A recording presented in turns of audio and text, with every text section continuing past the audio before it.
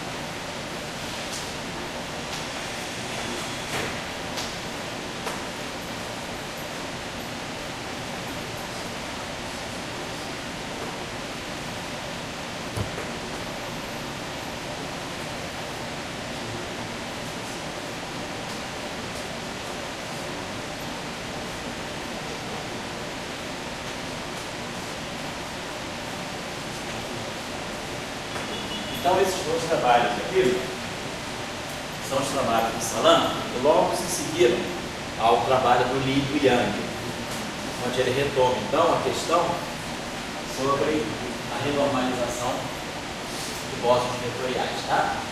Teoria de bósons vetoriais carregados. Eu tenho o paper 1 e o paper 2, esse aqui foi de 63, a Physical Review, antes do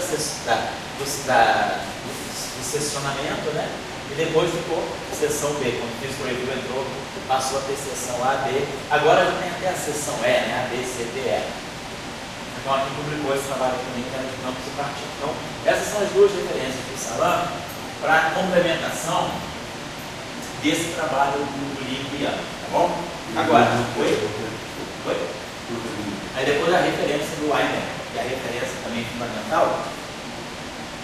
Então essa aqui é a questão da renormalização. Aí o que era importante?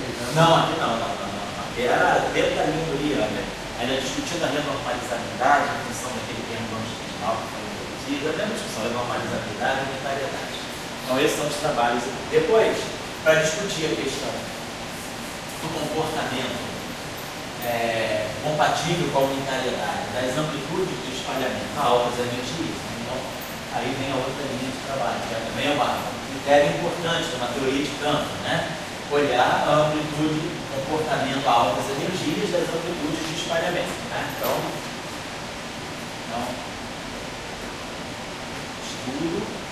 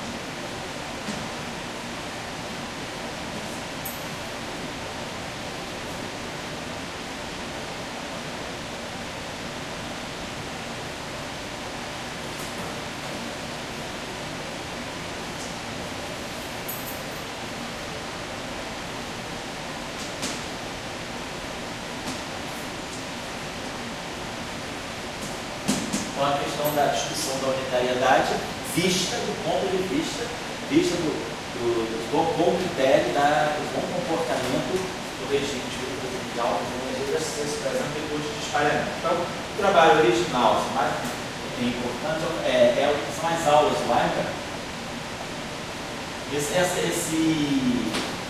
eu acho que esses vocês têm aqui na biblioteca. Lectures.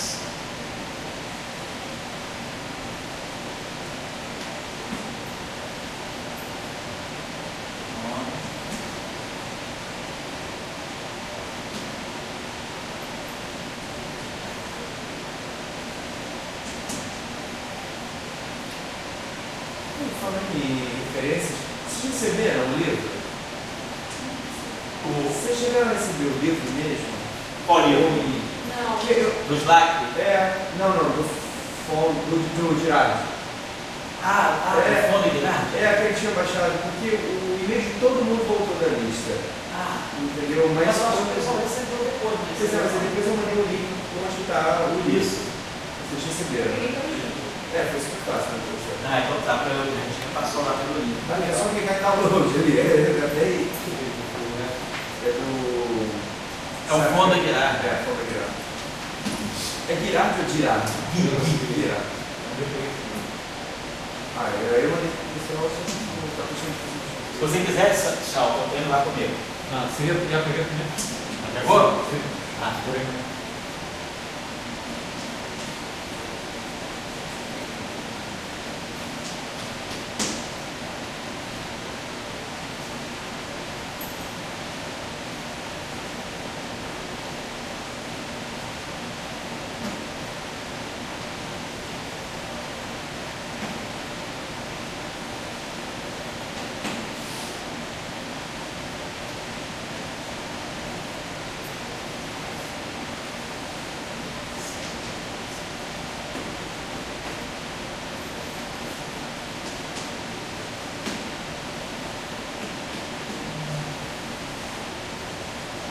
Esse Samba Institute que teve lá em Brandais em 70 foi muito interessante esse volume aí, essas aulas de partido,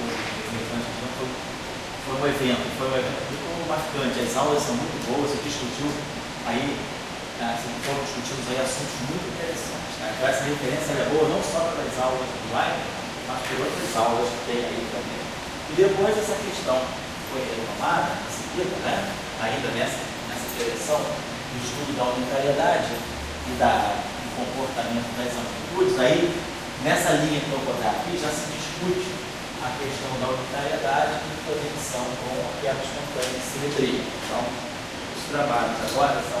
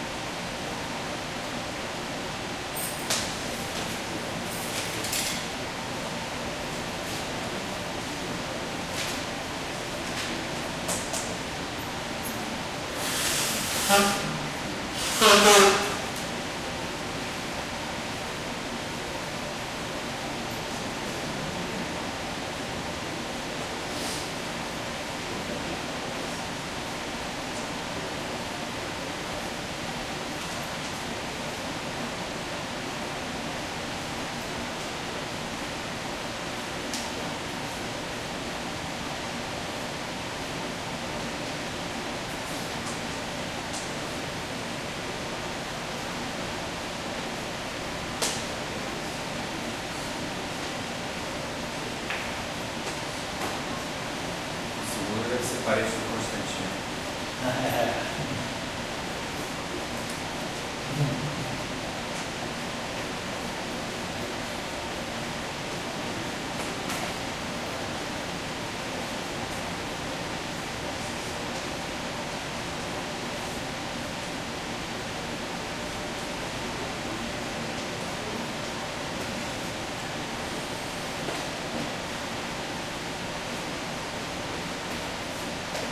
Então, essas referências aqui são as referências que tratam a discussão da unitariedade, né?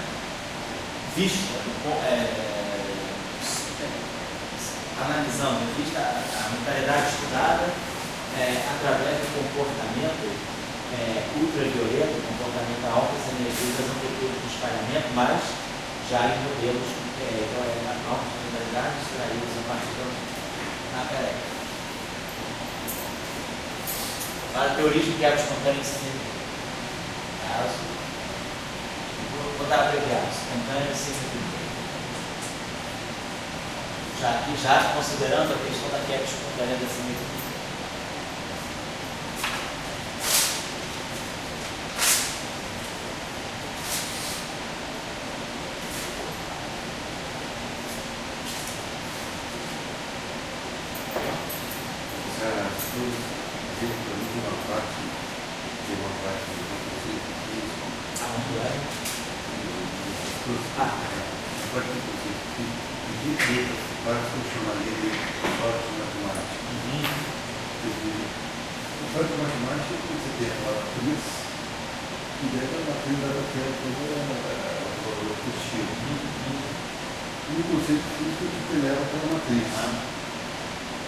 Mas nem sempre o teu sítio é bonito. Mas às vezes é muito bom, o filho simples. Então, e às vezes depois, mal, entendido, ele diz, não, eu quero estudar. Não é quero estudar, eu quero tem um conceito central. Mas aí te dá uma certa situação também, né? Mas tem meios para te dar uma oportunidade. Mas uma oportunidade de você poder pensar para tudo. Então, esse dado é um dado importante. Então, sempre que a gente estiver estudando uma teoria quântica de campos, que a gente tem bósons vetoriais massivos, né? Sobretudo no caso não abeliano, a gente tem que ter certeza se esses limites aí são satisfeitos. Mas a gente já não testa mais, porque os modelos que são considerados não foram mostrados satisfazerem, porque são modelos que querem espontânea simetria. Então, a gente sabe que satisfaz. Mas se a gente estiver propondo algum tipo de modelo novo, que a gente tenha, por acaso, a gente vai construir uma grande âmbito, campos vetoriais ou campos tensoriais massivos, a gente tem que ter certeza que a gente tem que extrair algum tipo de vínculo dos parâmetros para poder respeitar a unitariedade. Então, o estudo da unitariedade ele vai em duas frentes. Ele vai na frente mais simples, como a gente faz aqui, que é olhando o propagador, vendo os resíduos dos propagadores dos polos e estudando a positividade da matriz de resíduos dos propagadores dos polos. A positividade da matriz é garantida no sentido de que seus altos valores são positivos. Então, a gente aí está analisando a unitariedade do ponto de vista de que no espectro não vão aparecer excitações que correspondam a partículas com funções de onda que têm um quadrado negativo. Então, a gente está garantido, quando a gente estuda a análise do resíduo dos propagadores dos polos, a gente está garantindo que não vão aparecer no âmbito desses campos, né, estados de uma partícula com norma ao quadrado negativo, violando claramente a interpretação probabilística e dando, então, origem a seções de choque negativas. Isso não vai aparecer. A gente elimina isso. Agora, esse é um lado da unitariedade. A unitariedade vista do ponto de vista do espectro. Agora, a gente tem que olhar também o comportamento das amplitudes de espalhamento que vão dar seções de choque também. E essas amplitudes de espalhamento têm que ter um comportamento ultravioleta, um comportamento de altas energias, que satisfaça certos requisitos para que nós não tenhamos seções de choque que cresçam indefinidamente com a energia. Então, como a gente já falou, as seções de choque, elas devem ter um comportamento assimptótico, um regime de altas energias, de tal maneira que elas convirjam um valor constante ou com um valor que caia com a energia. Não poderia ter uma seção de choque que é eternamente crescente com a energia, proporcional ao quadrado, alguma potência positiva da energia, porque isso iria estar me dizendo que a seção de choque aumenta com a energia. Então eu estaria violando a unitariedade, né, no sentido de que eu teria sempre criação de mais e mais partículas, eu não teria uma matriz S unitária. Então, nesse sentido, é importante também analisar esse lado da unitariedade. A unitariedade vista através do comportamento das seções de choque ou das amplitudes de espalhamento no regime de altas energias. Então, isso, no caso das quebras espontâneas, isso está feito nessa linha de trabalho e algumas referências, mas esses são os trabalhos mais fundamentais.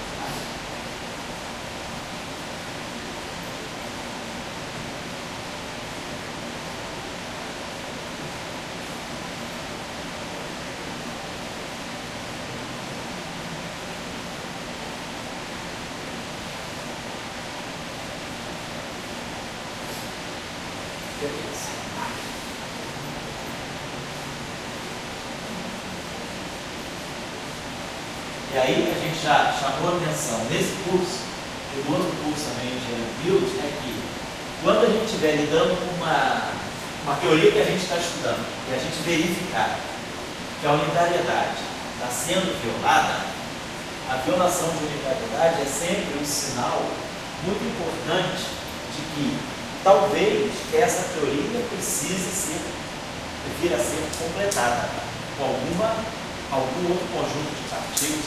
Essa teoria ela não deve ser inteira, ela não deve ser completa se há uma quebra de unitariedade. Sempre que a gente tiver uma teoria que a gente percebe que essa teoria está desrespeitando a unitariedade, isso deve estar indicando que eu não devo estar percebendo toda a teoria, ela deve estar truncada. Podem estar faltando módulos, né, como a gente já mostrou em algumas aulas.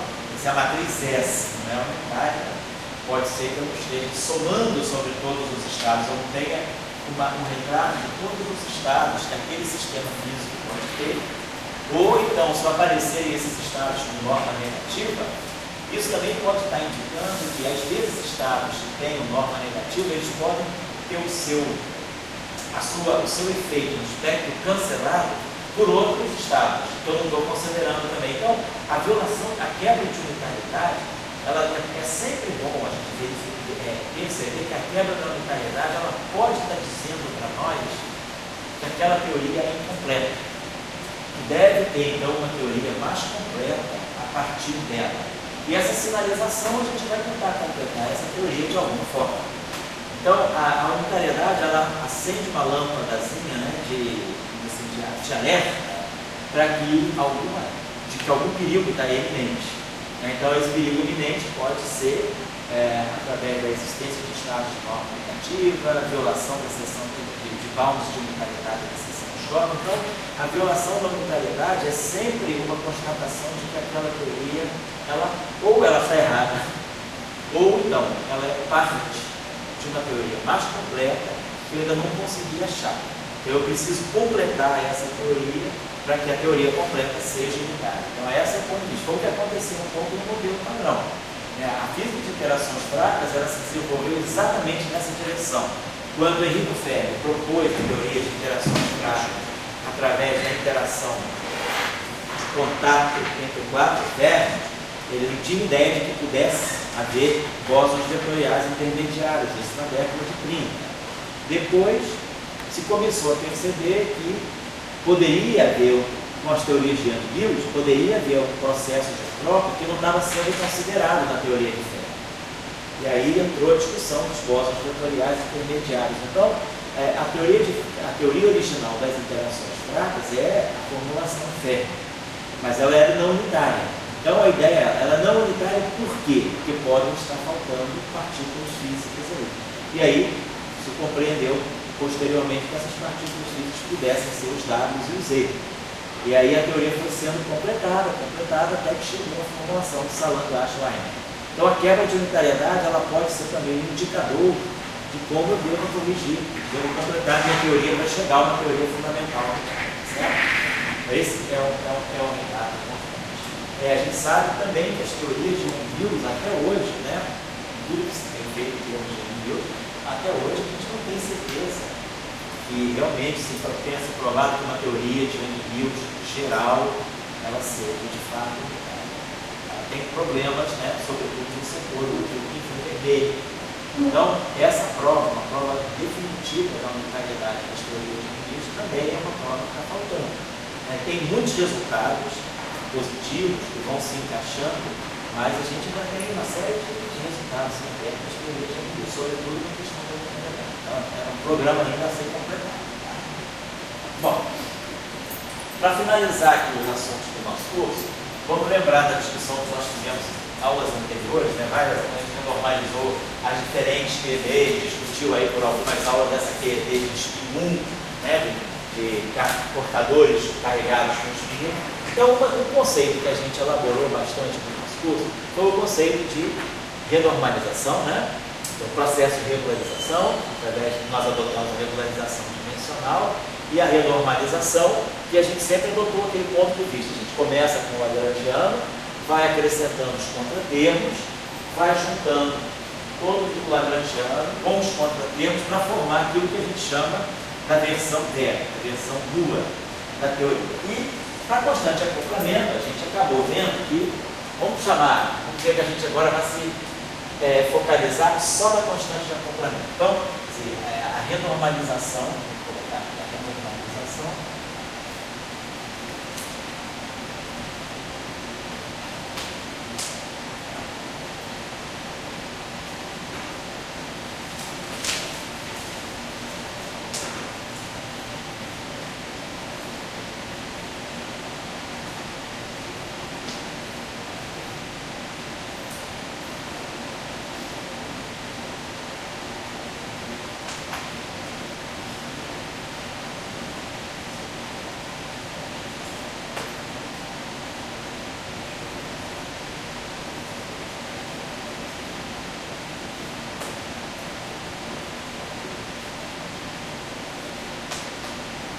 O conceito importante que vai surgir é o conceito de running capital constant, né, constante de acoplamento que corre. Né, então, e o problema está ligado à renormalização das constantes de acoplamento. E a palavra-chave ligada a running capital constant é a chamada função delta.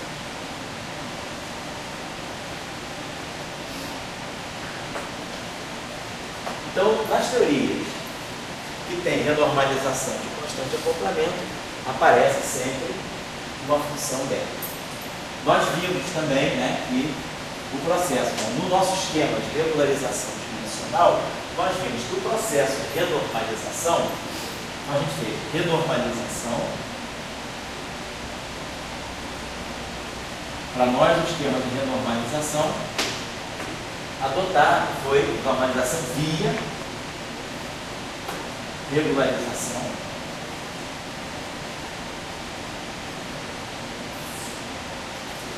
dimensional. Então a gente fez regularização dimensional para separar os infinitos e para renormalizar. Com a regularização dimensional, nós introduzimos dois elementos. Né? Nós introduzimos o epsilon, que é a mudança de dimensão, que é o parâmetro que faz, né, a mudança de dimensão, e uma constante dimensional, vamos dizer, uma escala de energia, que eu deixo solta, mas um parâmetro com dimensão de energia que é usado para corrigir as constantes de acoplamento. Então a gente vê que no caso da teoria Φ4, a gente multiplicava a constante de acoplamento por um epsilon. Né? Então aparecia, no caso do acoplamento Φ4, a gente pegava o lagrangiano renormalizado, né? Pegava a constante de acoplamento lambda e multiplicava essa constante de acoplamento por um μ elevado a epsilon. Aquela μ elevado a epsilon vezes lambda. No caso da QED, por exemplo, das teorias de Young-Mills, a gente multiplicava o parâmetro μ elevado a epsilon sobre 2 pela carga ou μ elevado a f sobre 2 pela constante de acoplamento de Young Lewis. Então, a gente introduzia um parâmetro com dimensão de energia para corrigir a constante de acoplamento e deixar naquela dimensão 4 menos epsilon, porque a gente vai para a dimensão d igual a 4 menos epsilon, nessa dimensão d, essa correção aqui, eu reproduzo essa escala de energia para deixar as constantes de acoplamento naquela dimensão adimensionais. Né? Então, a dimensão é toda jogada para o parâmetro μ. E aí a gente chegava, o que a gente fazia para renormalizar uma constante de acoplamento? Então, uma constante de acoplamento, só para a gente relembrar, ela está sempre no vértice. A constante de acoplamento está ligada a multiplica, certo? No vértice de interação. De acoplamento, então ela está sempre multiplicando o vértice onde eu tenho um certo número de campos. Então, tem dois tipos de renormalização que incorrem nesse vértice. Se vocês se lembram, a gente pode entrar aqui um contratermo, então a gente entra o contratermo do vértice, que a gente chamava de capa vértice, e esse contratermo do vértice, ele gera, na verdade, uma constante de renormalização do vértice, né? A gente chamava aquela constante de renormalização do vértice, que é 1 mais o capa vértice. E os campos que estão presentes no vértice de interação, quer dizer, que eu tenho um vértice de interação, eu tenho campos, né? E os campos que estão presentes no vértice de interação, eles também se renormalizam. Então, aqui entraram as renormalizações das funções de onda dos campos. Então, quando a gente escrevia a constante de acoplamento dela, colocação do Steinberg,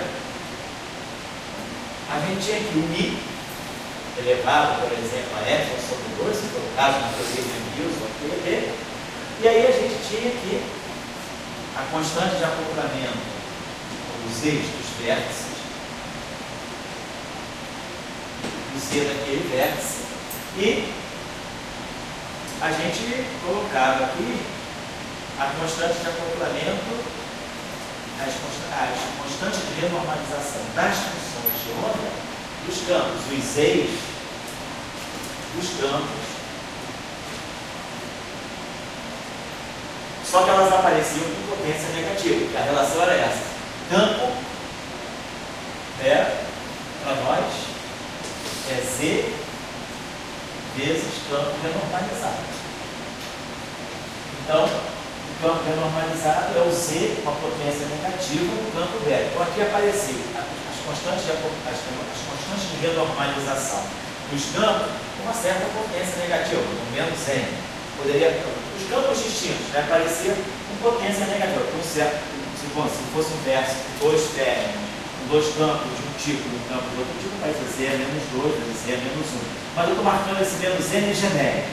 É só para dizer que as constantes de renormalização das funções de onda dos campos, elas aparecem com uma potência negativa. E aqui a gente tinha o G renormalizado. Então, tudo isso junto aqui é que nós chamamos de constante de renormalização da constante de acoplamento. Então, para renormalizar a constante de acoplamento, incorrem dois tipos de renormalização. A renormalização do vértice, onde aquela constante de acoplamento está, e a renormalização dos campos que estão naquele vértice. Então, tudo isso junto, quando eu renormalizo, conheço o contratermo do vértice e conheço as constantes de renormalização dos campos que interagem naquele vértice, tudo isso junto é o que me dá a constante de renormalização da renormalização da constante de acoplamento. Então, a renormalização da constante de acoplamento, ela mistura tudo. No caso da QED, tanto escalar quanto exponencial, nós vimos que as identidades de Born acabavam mostrando que a renormalização do vértice matava a renormalização da função de onda do vértice. De tal maneira que, nas teorias de gauge abelianas, a renormalização renormalização da constante de acoplamento, ela fica inteiramente a cargo da renormalização da função de onda do fóton. Então, o gráfico de alta energia do fóton é esse tipo de diagrama aqui. Não só ele renormaliza a função de onda do fóton, como ele, no fundo, está dando a renormalização da carga.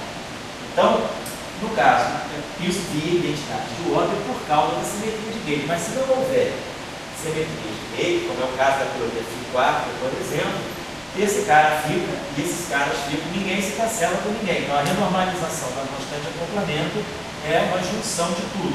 Mas nas teorias de Gauge, nas teorias de Mills, nós temos alguns tipos de cancelamento, de tal maneira que a renormalização da constante de acoplamento ela fica a cargo, por exemplo, da renormalização da função de onda do fóton do campo de luz.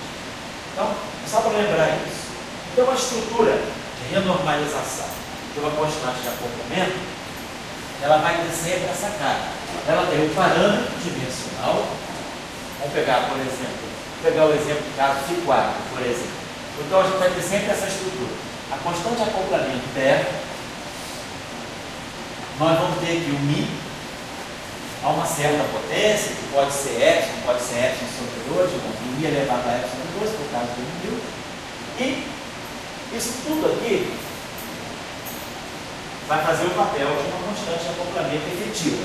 A renormalização da constante de acoplamento vezes isso aqui. Eu vou chamar isso tudo aqui de um G-bar. Vou colocar assim. Esse G-bar. Está tudo embutido aqui. O que está dentro do G-bar? Está dentro do G-bar a renormalização, a constante de renormalização da constante de acoplamento e a própria constante de acoplamento renormalizada. Então, isso aqui é como se fosse uma constante de acoplamento efetiva, ela vai depender. Como eu expando Z, quando a gente calcula Z, a gente calcula a impotência da constante de acoplamento, esse objeto aqui depende da constante de acoplamento renormalizada. E depende também do epsilon que está aqui dentro. Isso aqui é uma série com potências de 1 sobre epsilon, porque essas constantes de renormalização, elas absorvem os infinitos que vêm sob a forma de polos do parâmetro de expansão dimensional, um epsilonzinho. Então, esse objeto aqui depende de epsilon. Então, basicamente, vamos colocar de outra coisa. Isso aqui. E nessa expansão aqui, a gente está fazendo uma expansão das constantes de acoplamento. Cada constante de acoplamento foi atingida por um Mi. Então, na verdade, a gente sabe, a constante de acoplamento renormalizada é a função do Mi. E aqui o epsilon. A gente tem mais ou menos essa estrutura. É o que sai daqui. Quer dizer, esse produto vezes isso, eu posso escrever como parâmetro dimensional. E aqui dentro, o que está embutido aqui é a renormalização da constante de acoplamento Z e a própria constante de acoplamento renormalizada. Então, o Mi está embutido aqui dentro também desse cara. Então, essa constante de acoplamento renormalizada, ela depende do Mi e esse G depende do epsilon, porque o epsilon é um parâmetro que no final de tudo eu vou fazer tender a zero, ele está embutido aqui dentro. É uma série infinita, ela tem 1 sobre epsilon. Beleza. Então, essa é a estrutura da renormalização de uma constante de acoplamento em termos desse parâmetro Mi que funciona. Agora, uma dessas variáveis aí tem caráter experimental. Sim, tem caráter experimental para nós ser a constante de acoplamento renormalizada e como uma escala em função da escala de energia. Isso que é a grandeza física que a gente está querendo. Mas a renormalizada tem a constante de acoplamento físico. Isso. Tudo ligado à física. Sem só física. Então, pensa o seguinte: o que significa uma constante de acoplamento? Significa que é relacionada a uma certa partícula, a um certo campo. É aquilo que vai medir o quanto a tua partícula ela se acopla com as demais partículas. Então, essa ideia que a gente tem de uma constante de acoplamento fixa É uma ideia meio newtoniana, porque, na verdade, se você aumenta a energia, você joga mais e mais energia no seu sistema, você está dando mais capacidade às duas partículas de prova de penetrarem, né, de estudarem o sistema cada vez mais microscopicamente. Então, nós vamos imaginar o seguinte: se você inspeciona um próton, jogando sobre ele um elétron baixamente energético, o elétron, ele, com baixa energia, ele não vai penetrar, ele não vai entrar muito no core, né, do próton. Se você bota muita energia, ele vai penetrar muito mais. Então, a gente pode imaginar o que é a constante de acoplamento. A constante de acoplamento é o que mede a intensidade de uma certa interação. Então, se eu tenho muita energia, ou se eu tenho pouca energia, eu posso estar interagindo mais ou menos. Se eu dou muita energia no meu elétron vai ter muita chance, por exemplo, de começar a trocar física com partículas que podem estar adormecidas, por exemplo, o Z0, o W+, o W-. Se eu deixar o elétron sempre na faixa do MEV, ele não vai ver o lado de interação fraca dele, ele vai ficar só no lado eletromagnético dele. Mas se eu começar a jogar energia muito alta em cima do meu elétron, eu estou dando muito momento a ele começa a interagir com a matéria e ele pode começar a despertar alguns monstros adormecidos, como o W+, como o Z0, como o próprio toque. Ele pode excitar certos objetos ou dar a ele muita energia. Então, nessa direção, se o elétron, se esse objeto tem muita energia, ele vai poder interagir mais. E aí ele vai poder se acoplar mais um pouco menos, dependendo do tipo de interação. Então, eu acho que é natural que a constante de acoplamento que corre, essa chamada constante de acoplamento running, que ela depende da escala de energia. Então, se eu medir, hoje a gente sabe, se a gente mede a constante de estrutura fina na faixa de 1 MeV, a gente obtém o valor 1 sobre 137 ponto, blá, blá, blá, o valor convencional que a gente estuda aí na mecânica quântica, no átomo de hidrogênio. A gente obtém, vamos dizer, a constante de estrutura fina na escala atômica. Mas, como por exemplo o LEP, que agora com LHC, se eu quiser medir a constante de estrutura fina, se eu quiser medir as interações, por exemplo, do elétron, numa faixa de energia de 100 GeV, que é a faixa eletrofrágil, o valor medido já não é mais 1 sobre 137, é 1 sobre 128. Então, a corrigindo um valor maior. Então, a constante de acoplamento, ela começa a mudar à medida que, se eu medir a constante de acoplamento em energia muito baixa ou em energia muito alta, eu não devo encontrar o mesmo valor, porque a constante de acoplamento não é algo morto, ela não é algo fixo.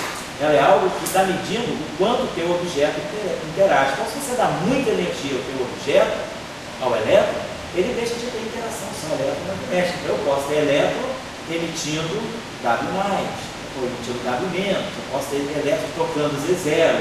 Se existir o Higgs, eu posso ter elétron trocando Higgs. Então, a gente começa a ter interações que antes não estavam presentes se eu tiver baixas energias. Então, a constante de acoplamento renormalizada, que é essa constante de acoplamento que depende da escala de energia, essa seria uma constante de acoplamento física. O que a gente está medindo, na verdade, é essa constante de acoplamento numa certa escala de energia. Então, a constante de estrutura fina, o alfa, né? Então, se a gente mede o alfa na faixa de MeV, eu estou encontrando um valor convencional de 1 sobre 137. Mas, se nós medirmos esse alfa na faixa de energia, que é a massa do Z0, na faixa de 90 GeV, eu já vou estar encontrando um valor que é de 1 sobre 128. Então, a constante aumentou a energia, a constante de acoplamento também aumentou. Então, eu estou aumentando a constante de acoplamento alfa à medida que eu estou crescendo a energia. Por quê?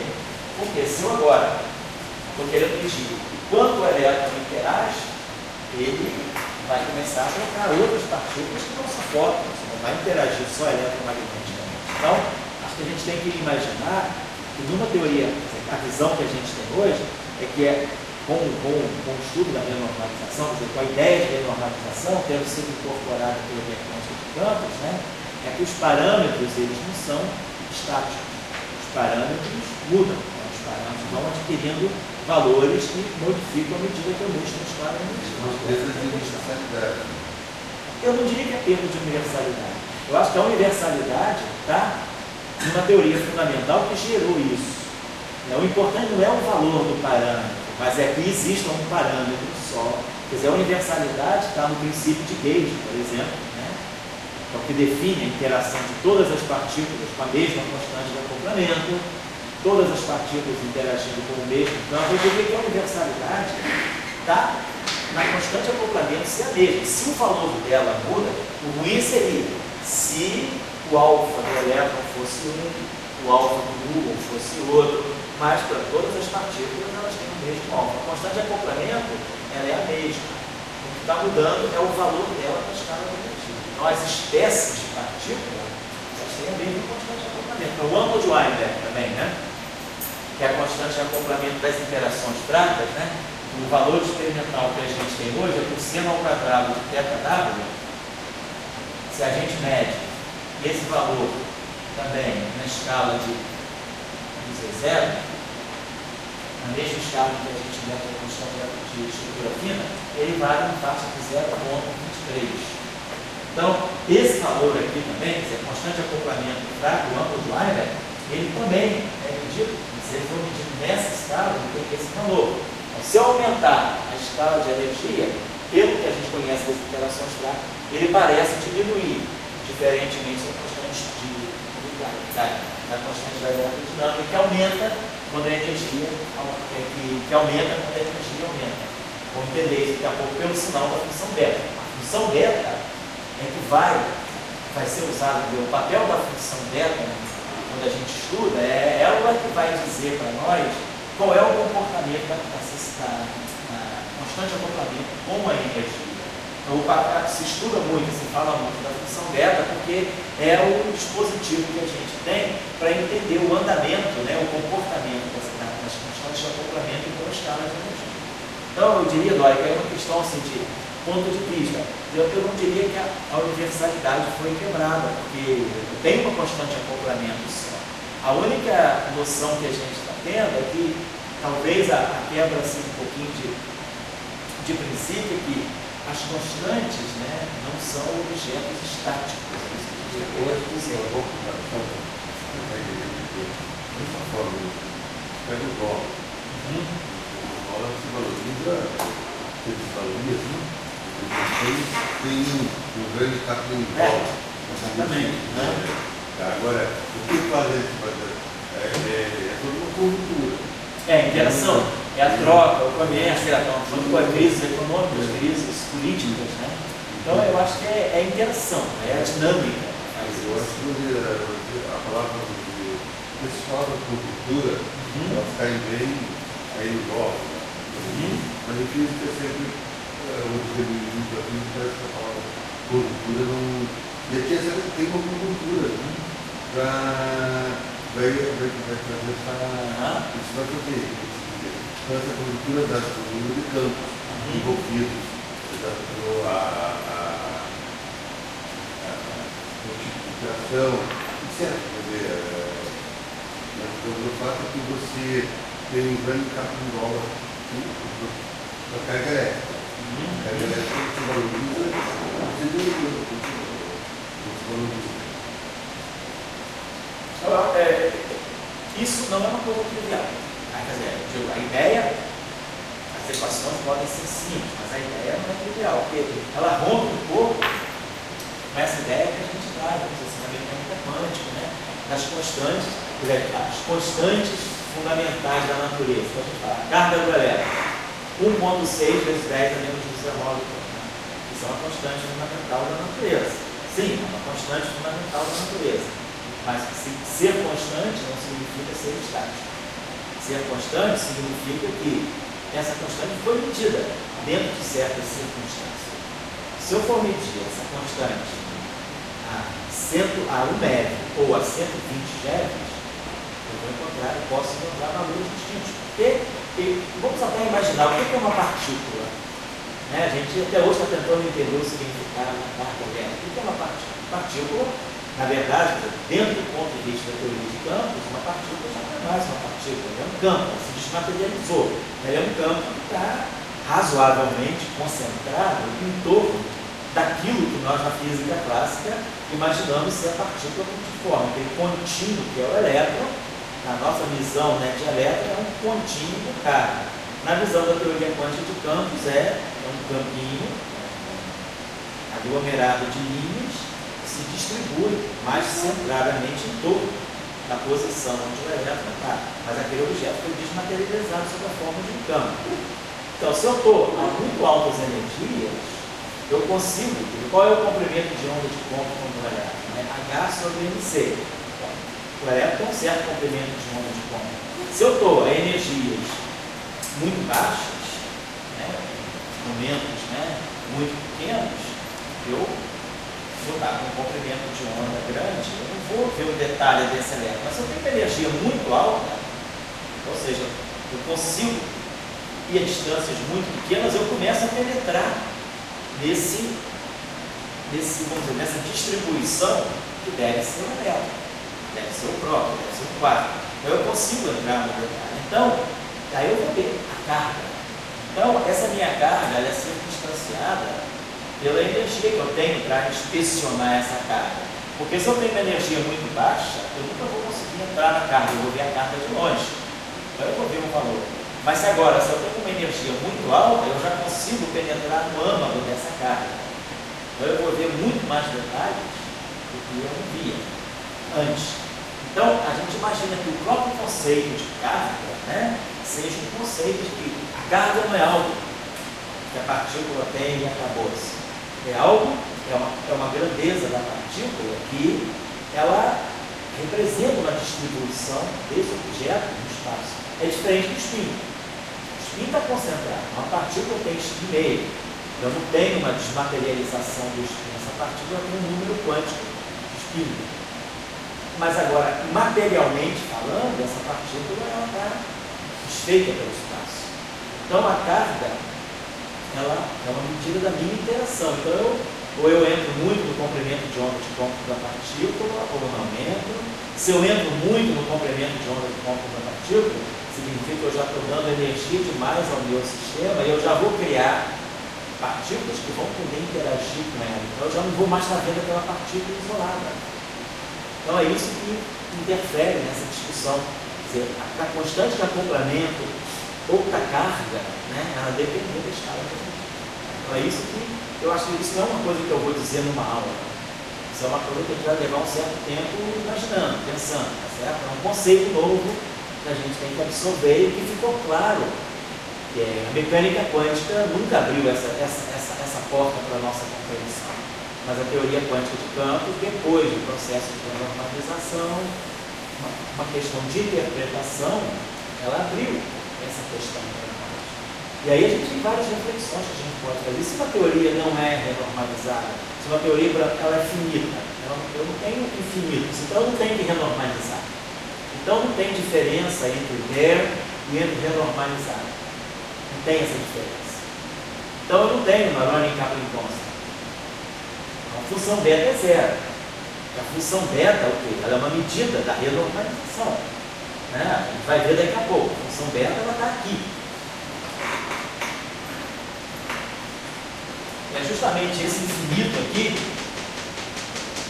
essa constante de renormalização, a constante de renormalização infinita, é justamente daqui, desse produto aqui, que vai estar saindo a função beta. Então, se uma teoria é finita, ela não tem renormalização, a função beta dela é zero. Não tem nada renormalizado.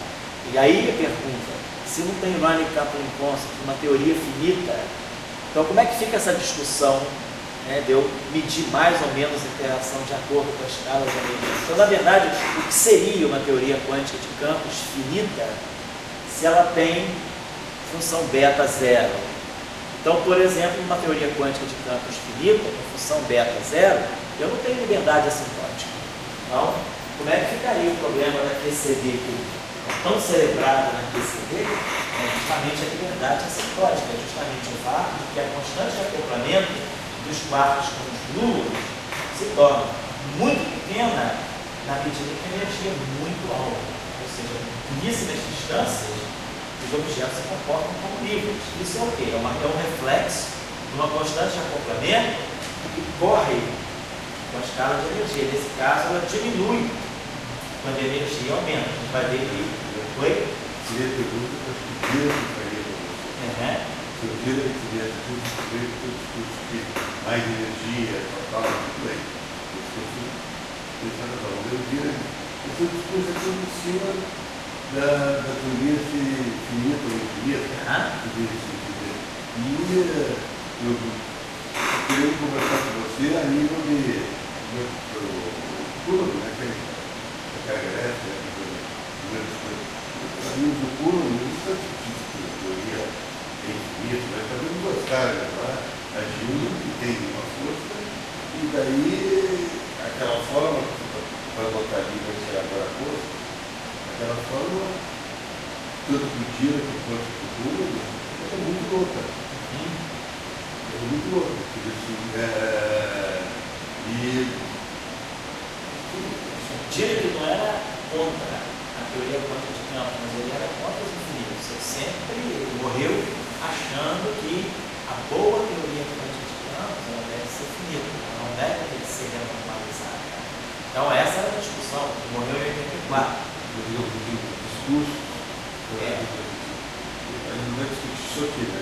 Não, certo, estou levantando as questões que vocês estão colocando. Mas todo da velha está no ponto, se tornam oficiais nessa época, mas que digamos, a pessoa não podia dizer, sabe, todo esse discurso tem uma teoria infinita. Quer dizer, agora, é natural a teoria infinita, tem outra polêmica, mas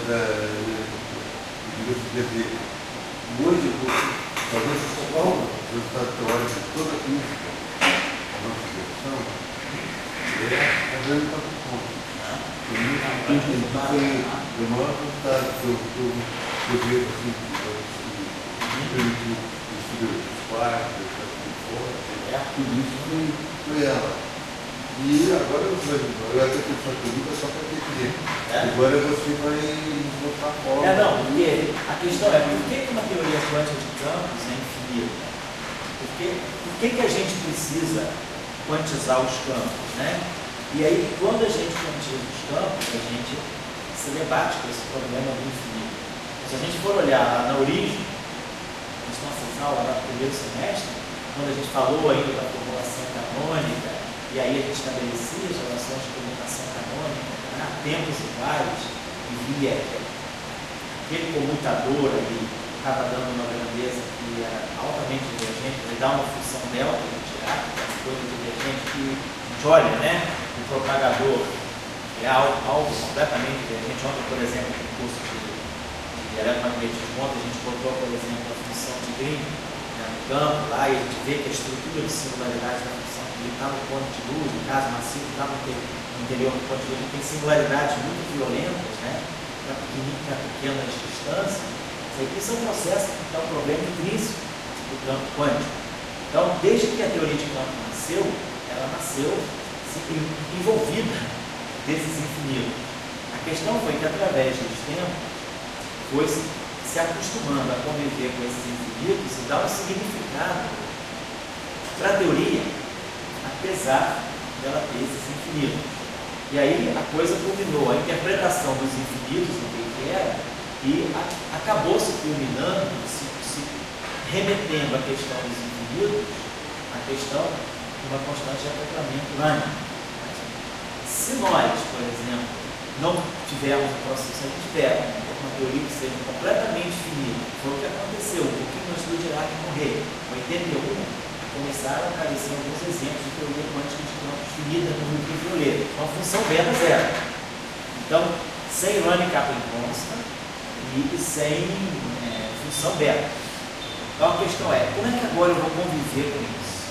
O que significa interpretar uma teoria quântica de campos finitos? Como é que eu vou interpretar isso? Como é que eu vou ver os experimentalmente falando, se eu aumento a energia, aumento, eu começo a observar que os objetos se tornam níveis. Então, vamos dizer, a liberdade assintótica é um fato experimental.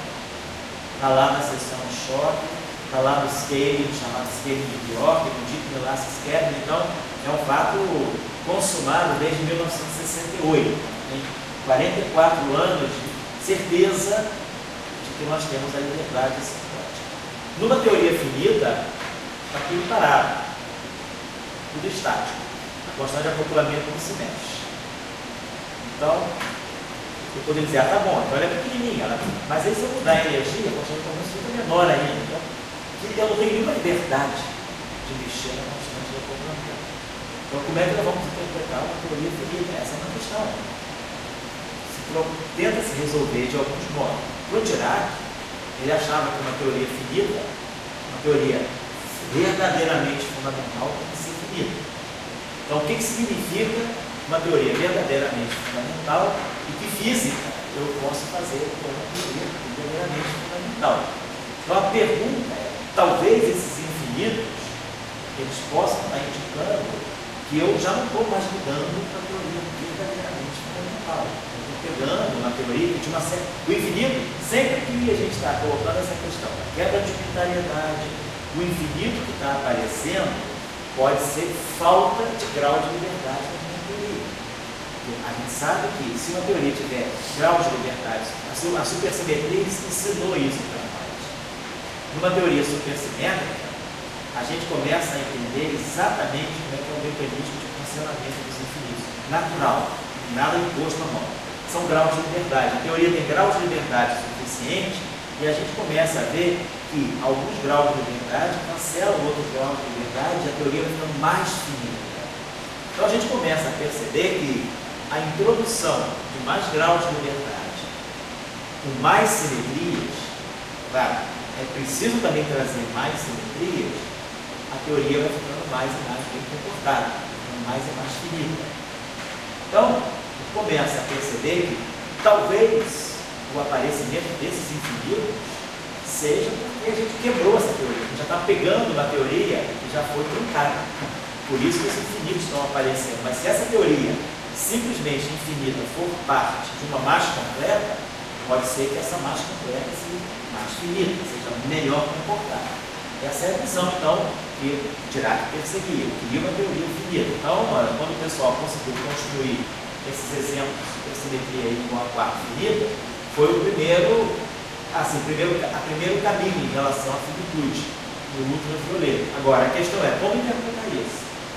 Que física eu posso extrair a partir daí? Então, essa discussão prossegue, a discussão não está resolvida. A gente aprendeu a conviver com os infinitos no processo de renormalização, no processo de busca de constante de acoplamento urânico, porque foi uma forma de a gente dar sentido a esse infinito. Mas nesse meio caminho, na década de 90, mesmo, no livro do Weinberg, quem estuda o livro do Weinberg pode ver, no livro do Weinberg ele já discute a questão de que você possa trabalhar também com teorias não normalizáveis, teorias que você não consiga cancelar os infinitos, você consegue dar um sentido a isso também. Então a nossa questão aí é um pouco a gente saber dar sentido a uma teoria quântica de campo. Se ela é renormalizável ou não, o que isso está me dizendo. Se ela é unitária ou não, o que isso está me dizendo. A quebra da unitariedade nós já discutimos em muitas situações. Ela pode estar indicando que tem coisas que estão faltando, que eu preciso introduzir. Com a renormalizabilidade, a mesma coisa. Então, quando a gente chega nesse conceito de unidade constante, a gente está tentando dar uma interpretação para esses infinitos que a gente não consegue aplicar. Aquela forma ali que você já vai eu considero ela tão importante que eu consigo a lei de Newton. Sei. Sabe a segunda lei de Newton, estou lá no ônibus, eu no bolo lá na janela, no sentido que tem alguma lei por aí. E aquela forma ali é muito subjetiva. Sei. Assim, eu nunca consegui assim, pegar. É subjetivo. Mas é que a natureza ela não é feita só por você no ônibus. Você no ônibus é só um detalhe. No ônibus eu sinto isso, mas cara, tem coisa muito mais forte do que o ônibus. Eu vou para o ônibus. Né? A vida. Ele está aqui para isso. Não, pois é, entendi. Agora, e o núcleo atômico, né? Então, tudo bem. E se o núcleo atômico é o que é, por que o núcleo atômico, o próprio tem essa coesão, o núcleo atômico tem essa coesão? Talvez não seja o F igual a MA, mas seja essa equação aí. Então, a gente tem que ver o que a gente quer da natureza, né? Quer dizer, a natureza, né? O núcleo atômico é muito mais importante que o ônibus. Então, de repente, no ônibus eu sinto certas coisas, né? Tenho contato com certas experiências mais nesse tipo, né? Mas o núcleo atômico está lá me dizendo que tem algo mais importante do que F igual a MA. É um pouco essa visão. Então, o que a gente pode tirar daí? Os lados é que a visão do economista. Sei. O economista bota os planos para aplicar dele, você fala, e de repente no final daquela ali tudo é um oportunismo de uma época. Sei. Então, quer dizer, a física é a vez. A física ela tem um compromisso, né? Muito forte. Então, quer dizer, depois de uma forma ali que vai ser muito, aparece o CF, que é a direito da parte do médico, enfim. Não, tá legal, mas a gente tem que interagir. Eu acho que esse conceito. Lissemia aparece, todas aquelas variáveis de economia, elas são extremamente subjetivas. E de repente, não, eu tenho uma lei aqui, que é tão importante e é tão importante na física atual, como a segunda lei de Newton. E aí você questão, porque ele está conversando aqui. Não, certo. Discutindo. É importante amadurecer essa ideia. Essa é uma coisa que, vamos dizer assim, não adianta ler no livro. Porque no livro você vai ler a expressão, papapá, você vê a parte mais operacional. Isso é uma coisa que você tem que realmente parar para pensar, ou viajar para pensar. Pega uma viagem aí, não leva o livro para ler não, leva. Pensa nisso. Vai fazer uma viagem aqui, Rio e New York, né? Em vez de ficar lendo um romance ou vendo um filmezinho ali, ó, tem 11 horas, 10 horas para eu pensar sobre a vida. Para discutir cada uma daquelas variáveis. Mi, Epsilon. Eu faço isso quando eu viajo no Rio Bonito, não estarei viagem, eu aproveito para pensar. Então, tem 1h30 para ficar pensando dentro da van. Se eu estou com um probleminha assim na cabeça, uma coisa para resolver assim, né? Você tem uma hora para não escrever, só para pensar. Já conhece o caminho, precisa olhar a paisagem nenhuma lá, né? Vai pensando. Isso é uma coisa que você tem que sentar e pensar. Você tem que construir o seu pensamento. Porque no livro você vai ler uma coisa e essa coisa depende muito de autor. Alguns autores abordam a normalização de um jeito, outros autores abordam de outros. Se vocês forem olhar no livro as abordagens das funções beta, tem abordagens muito distintas, tecnicamente. Você vê abordagens mais naturais.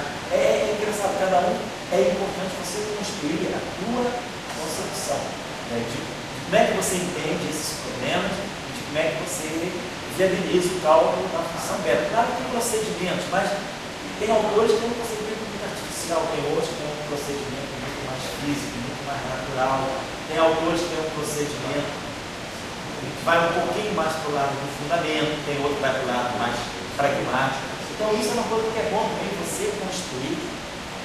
Mas, assim, eu tenho que dar uma aula sobre isso. Não é que eu vou explicar aos meus estudantes isso, mas eu explicar o que eu compreendo. Não adianta eu ficar lendo de outros autores, fazer papel de atravessador. Eu não vou fazer atravessamento de conhecimento.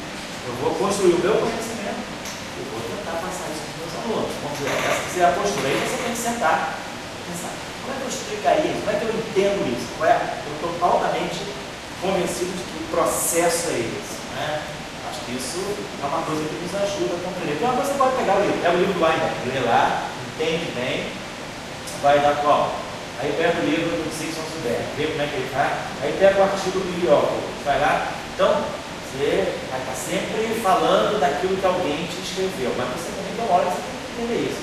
Qual é a maneira mais simples que eu tenho de compreender isso? Para mim, mesmo que cada um tem um processo de compreensão. Tem gente que tem raciocínio mais abstrato, outros são mais pragmático, mais geométrico, mais analítico. Depende da pessoa. A maneira de compreender a mesma questão e de ver o mesmo problema é muito diferente para cada pessoa. Pode ser muito diferente para cada pessoa. Então, eu acho que isso é uma questão que pede muito reflexão própria. Assim, como é que eu entendo essa questão? Claro, a gente lê daqui, lê dali, de ouve falar, vem em seminário, mas depois você começa a tirar uma média de tudo que você ouviu e você começa também a construir a sua percepção. Acho que isso é importante para todos nós, né? Em um certo momento, né? A gente pode ficar eternamente repetindo tudo que a gente vê por aí fora, porque de repente, se é só um curso de livro, tem um livro isolado, mas eu não gosto de livro. Tem gente que você pode não pode esse livro, cara. Você é obrigado a gostar de tudo, de Machado de Assis, de essa coisa? Não. Então, de repente o cara é super figuraça, escreve um livro bom, você fala, eu não gosto da abordagem desse livro, não é como eu aprenderia, eu não aprendo desse jeito, não gostaria de ensinar isso, mas o livro é muito bom. De repente tem um outro que você fala, com esse livro eu tenho uma empatia. E esse é o caminho que eu seguiria. Então, eu acho que todos nós aqui, né, sobretudo vocês, assim, já tem uma certa vivência física, né, estão construindo um estrado física, é sempre importante tentar construir uma compreensão, porque esses assuntos são muito abstratos e muitas vezes a gente recebe eles via livro, né, que é natural, ou via professor. Então, você já estão te dando uma ideia pré-concebida. O cara pode te dar aquilo, mas agora você fala, não, eu vou pegar tudo isso e agora eu vou construir a minha forma de pensar. Então, todo mundo aqui já deu aula um pouquinho, ninguém precisa chegar lá e dar uma aula exatamente resolver um problema como o Halliday resolve, ou como o Jackson resolve. Você pode buscar a tua solução. Então, a maneira de resolver o problema que é completamente diferente da solução que está no Halliday. É a maneira como você entende o problema, como você encaminha a solução e como você acha, assim eu consigo veicular melhor essa ideia. Dessa forma, eu acho que eu consigo transmitir a ideia para um aluno meu. Então, eu acho que esse assunto é um assunto que, se vocês olharem as abordagens do livro, o cara que diz uma coisa, obviamente, isso, pô, aquilo é óbvio absolutamente para mim, mas é óbvio para ele. Mas eu ainda não consigo nem entender por que é óbvio para ele. Então, quando você fica em cima, martelando em cima daquela frase, ele nunca vai ser óbvio para você, porque a maneira dele ver o problema é diferente. Eu acho que isso pede reflexão. Eu acho que essa discussão da Arábica nossa, né, é uma coisa que todos nós tentamos sempre entender. Cara, quem criou a teoria quântica de campo? Foi Dirac. Ele nunca aceitou a universidade. Então, quando ele diz isso, né, é como se Beethoven chegasse aqui e falasse, cara, eu escrevi a primeira sinfonia, mas ela não é boa por causa disso. Se ele diz, não vou duvidar. Se ele que é o criador, então quando Dirac que fez tudo isso, ele chega e fala, esse é um problema. Eu não consigo aceitar uma teoria que não seja finita. Lembra lá da discussão que teve na festa dos 60 anos do Yankees, né, quando o Salão levou a turma, em agosto de 82, disse que estava bombando a teoria em igual a 4, quando saiu no final de 81, 82, ela só se falava em finitude n igual a 4, super Yankee. E aí, cara, o Salão estava feliz, estava trabalhando nisso, falou, bom, agora eu tenho uma teoria aqui de presente, né, do professor Dirac. Aqui, ó, você não queria uma teoria finita, você não está 40 anos procurando uma teoria finita, aqui tem uma. E o cara vai, mas tem essa teoria, mas ela tem isso, tem aquilo. Então o cara está sempre achando que, isso é um problema, as teorias quânticas de campo. Ele morreu dizendo, não é por aí. Morreu dizendo, não é por aí. Tem algo que está faltando. Não é por aí, está se fazendo, tudo bem, mas está faltando talvez uma compreensão nossa da matemática, saber unir física com matemática. Essa é uma questão que ele deixou muito no final da vida dele. Porque essa questão não é trivial, não é óbvio. Tem coisas mal compreendidas teoricamente, com resultados experimentais voluntários. Como é o caso da liberdade assignótica.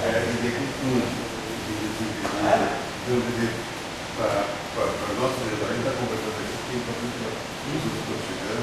para nós mesmo, a gente vai conversando, a gente vai compreendendo melhor as coisas, nós mesmos. Né? Tem muitos resultados que a gente perdeu. Para mim, o resultado maior que a gente perdeu foi o que você falou do George Scale. Sei. Foi o resultado de 68, nem muito falado isso. Você só pôde falar do mundo dos quartos se tiver isso. A gente não ia falar dos quartos. Os quartos iam ficar de uma maneira. Aquela pessoa de Poveron. Sei, isso. Um pouco atrás, a gente acabou se acostumando tanto dos infinitos, né, que a gente gosta dele, a gente sente falta. Se a teoria não tem infinito, se você não renormaliza, você fica até, o que eu vou fazer com uma teoria que é tão certinha, não tem infinito, você passa até a gostar dos caras, né? Então, é isso, se a gente não tiver infinito, a gente fica procurando eles de alguma maneira para achar. Então, vai para o setor infravermelho, meu pessoal da UERJ, que vê lá o setor cheio de infinito também. Então, é essa a discussão. Eu colocaria a questão desse modo, certo? Eu colocaria coisa assim. Nós temos uma constante de acoplamento, quer dizer, nossa ideia, nós partimos de um lagrangiano, que a gente chama de renormalizado. A gente vai jogando os contratermos. Então, quando a gente está com um lagrangiano renormalizado, a gente precisa introduzir uma escala de massa e a constante de acoplamento ela sempre aparece definida junto com essa escala de massa. E, claro, aparece o parâmetro de regularização em algumas formulações, não é o X, é o lambda, é o cutoff. Ou em outras formulações, pode ser os expoentes, né, da regularização analítica. Nós escolhemos então o epsilon como parâmetro de regularização dimensional. Então, a estrutura que a renormalização nos coloca para a constante de acoplamento é essa aqui. A gente tem a escala de massa. Aqui pode aparecer o epsilon sobre 2, vai depender da dimensão. Se for, por exemplo, no caso da teoria lambda 4, a gente teria o lambda dr, seria o π elevado a epsilon. Aí aqui a gente vai ter o lambda barrado, o lambda definitivo, que vai depender então do lambda renormalizado de μ e do epsilon. Isso por quê? Porque a constante de acoplamento de lambda Φ4 de dimensões, que é 4 menos epsilon, ela adquire dimensão de massa elevado a epsilon. Então, o que a gente faz? A gente coloca massa elevado a epsilon, vezes o lambda, dizendo que esse cara aqui é adimensional. No caso das teorias de Gauge, da teoria da aerodinâmica quântica, a constante de acoplamento de Gauge, ela aparece com dimensão de massa a epsilon sobre 2. Então, a gente coloca o μ a epsilon sobre 2, e aí coloca aqui a constante normalizada. E aí a gente começa a jogar os contratermos, e esses contratermos dependem. Vão ser calculados perturbativamente nessa constante. Então, eu tenho um μ dentro desse integral, que quando a gente calculou as integrais de tudo, a gente gera aqueles μ's. Então, o μ está aqui dentro. A gente, quando calcula a constante de acoplamento renormalizada, normaliza aquela série ali, o μ ele se introduz na constante de acoplamento renormalizada. Então, a estrutura é sempre essa. Isso aqui, o que está embutido aqui, para nós, é a renormalização da constante de acoplamento e o G renormalizado. Isso que está aqui. Aqui, então, eu tenho esse Z depende do GR e depende do epsilon. Então, tudo isso aqui é isso que eu estou dizendo. E agora, a nossa premissa, o nosso ponto de partida para trabalhar com isso é dizer, toda a teoria dela, todo o papel, a renormalização está todo do lado direito e o parâmetro que dá a escala de energia está totalmente tudo embutido aqui. Então, esse G depende do μ, esse μ depende aqui implicitamente do μ, esse μ está aqui. Agora, o que é a teoria dela? A teoria dela é a teoria que não sabe, ela não sabe da renormalização. Eu já joguei todos os efeitos da renormalização aqui.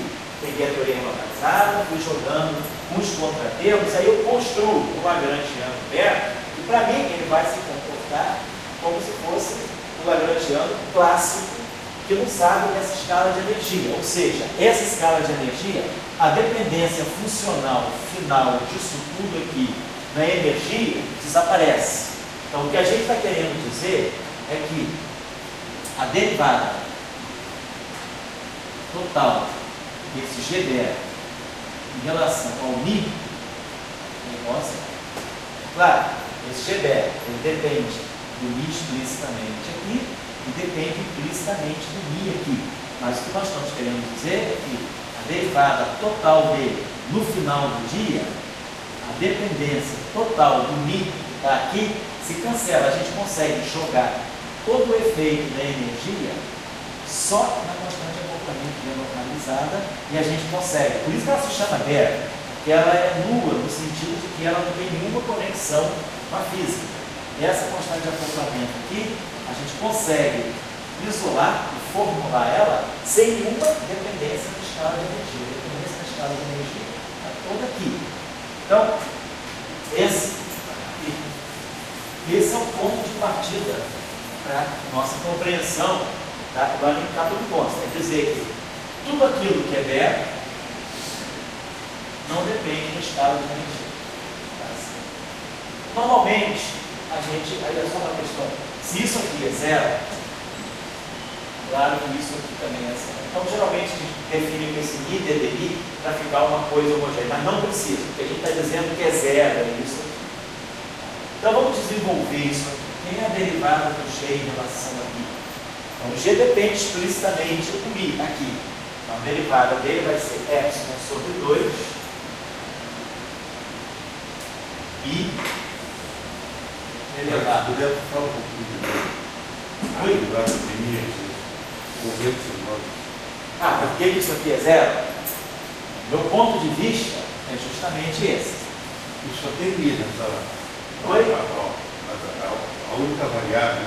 Quer dizer, esse cara aqui, só tem I aí, né? ele depende de mim implicitamente via quantidade normalizada, explicitamente de mim aqui. É uma expressão dependendo. Então, a dependência dele total em mim é zero. A dependência total é a dependência implícita mais a dependência explícita. Então, o que eu quero dizer é que quando você soma todos os efeitos da renormalização, quando você embute todos os efeitos da renormalização na constante de acoplamento, você joga tudo na constante de acoplamento renormalizada.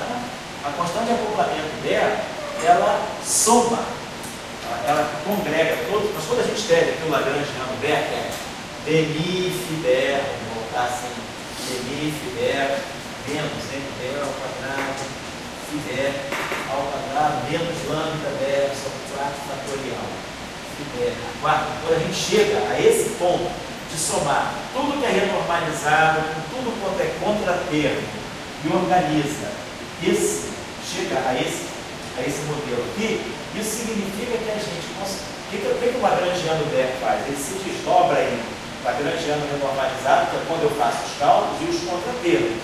Então, com o Lagrangiano renormalizado e com os contratermos, que eu vou fazer os cálculos, que eu vejo o meu mi, que eu vejo o meu epsilon. Quando eu chego com o meu Lagrangiano Becker, eu já somei tudo aquilo, o efeito do mi desapareceu, porque ele foi perdido no meio do caminho quando eu abri isso aqui, renormalizado, mas contratermos.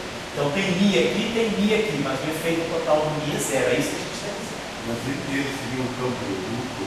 Ele seria o campo? Eunuco. Eunuco? Não sei se ele é bero. Se ele é eunuco, você já viu ele nu, você sabe se ele é eunuco ou não, você vai saber. Por que eunuco? Porque ele estava no púlpito agora há pouco falando, não, mais energia, muda. Está tudo aqui. Também, aquele discurso estava seguindo. Daí a pergunta seguinte, daí esse campo aberto já não segue, ele é o núcleo física. Por quê? Porque você joga todo o efeito, os processos radiativos, né, que a gente chama de processos, as correções quânticas, né? Você, quando pega o teu Lagrangiano, você parte de um Lagrangiano, você diz, com ele eu vou iniciar, calcula as regras de Feynman, calcula os gráficos de Feynman, né? E aí vejo todos os processos que eu preciso renormalizar. Aí jogo aqui o Lagrangiano de contratermos. Então, aqui eu introduzi o mi, aqui eu introduzi o epsilon, e tudo isso que eu estou calculando aqui está envolvendo as constantes de acoplamento, mi e o epsilon. Eu consigo somar todos os efeitos, os infinitos que aparecem aqui, são cancelados pelos contratermos que eu coloquei aqui. Então eu vou jogando todos os parâmetros que eu introduzi, que a renormalização me trouxe, que são o mi e o epsilon, eu somo tudo eles aqui dentro desse cancela.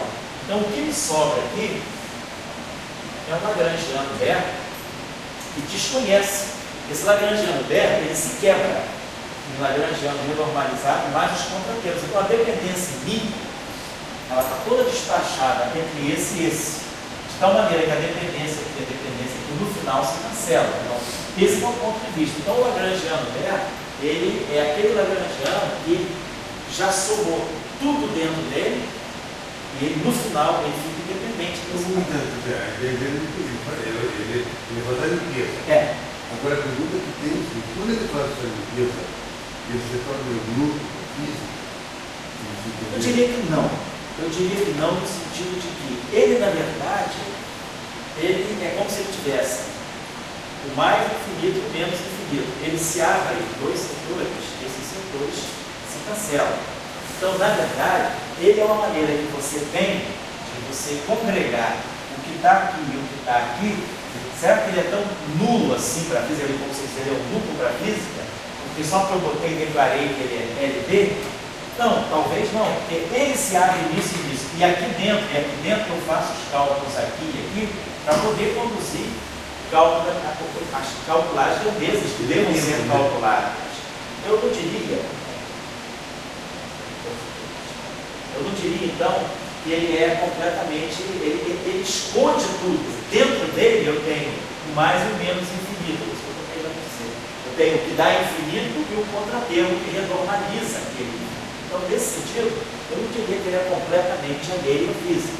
Eu simplesmente arrumo o mais infinito e o menos infinito e chamo isso de pé. Então tá legal, eu olho para o Lagrangiano, aparentemente eu não estou vendo nada, mas se eu abro a caixa dele, eu começo a despedaçar. O seu está aqui. É. O outro aqui Isso. não vai só Está tudo acumuladinho. Você tirou ali. Por isso que você faz aquela variação. O seu está O derivado total dele é zero, exatamente.